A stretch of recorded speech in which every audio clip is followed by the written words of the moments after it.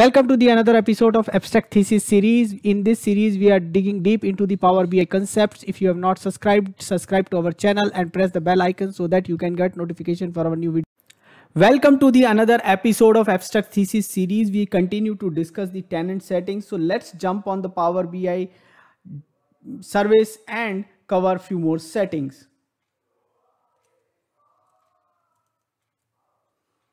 So we go to three dots, and from the three dots we go to admin portal, and in the admin portal we are discussing the tenant settings. So let's scroll down to the settings for the dashboards, which we have dashboard settings, and the developer setting are the one which we planning to discuss today.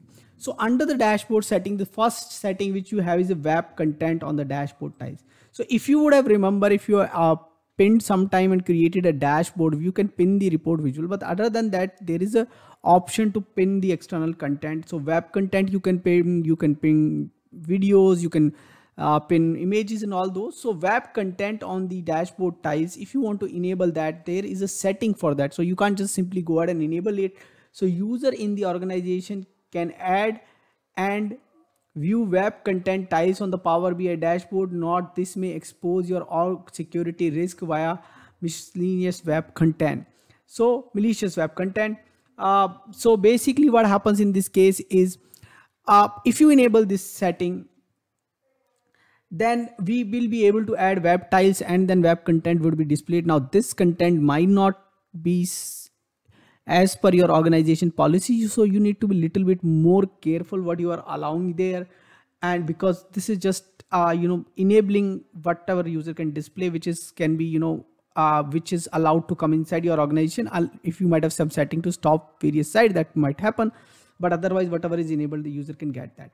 So we have right now enabled this for entire organization. You should be very specifically looking for a security group, a specific set of security group. If you plan to enable, that could be a very good setting to have.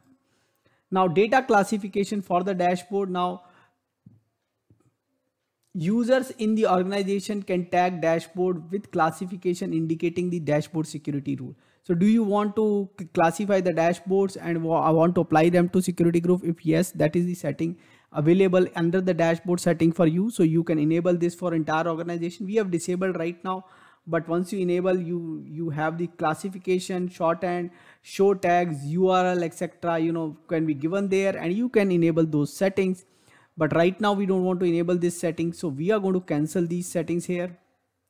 Now next set of settings which we are going to come across is developer setting. Embed the content in the apps. Now user in the organization can embed Power BI dashboard and report in web applications using embed for your customers. Now embed for your customer setting means they will be able to embed the dashboards and the report content. So if you want to enable this content, enable this. We have enabled it. We want users to embed the content, that's why we have enabled it. But as per the organization policy, do you really want to do that? Just follow that organization policy and do that, but little bit of care need to be taken for this. Allow service principals to use Power BI APIs. Now we have Power BI APIs. Now do we want service principal to use it? So let's understand. Web apps register in Azure Active Directory. Azure AD will use an assigned service principal to access Power BI APIs without a signed in user. To allow an app to use the service principal, authentication in service principal must be included in allowed security group. So you need to be a little bit more careful while doing this. Service principal can use API to access the tenant level features controlled by Power BI service admins and enabled for the entire organization. See, this is enabled for the entire organization. So if I enable, there is no, so it get enabled for the entire organization. Okay. You can control the access of service principal by creating dedicated security group. So this is dedicated security group. This is for the entire organization in any Power BI tenants level setting. So these are the two settings as usual. They are there, entire organization or specific security group, and we are not want to enable this API right now. So we cancel this. Block resource key authentication.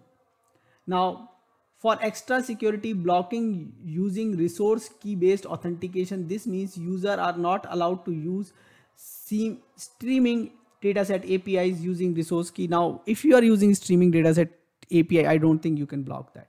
So if some of you say, you know, authentication keys are not working, and if you're looking for that answer, the answer may be lying here in Power BI service. So just be aware that there are more settings than what you think in the Power BI tenant admin. So if there are certain things which are not happening, like we talked about SSO previous day, in previous video we talked about that there are quite a few settings which are here, and that could be responsible which is some of the things are not working. So look at tenant setting, confirm with your admin that, you know, is there a tenant setting or is this enabled or disabled.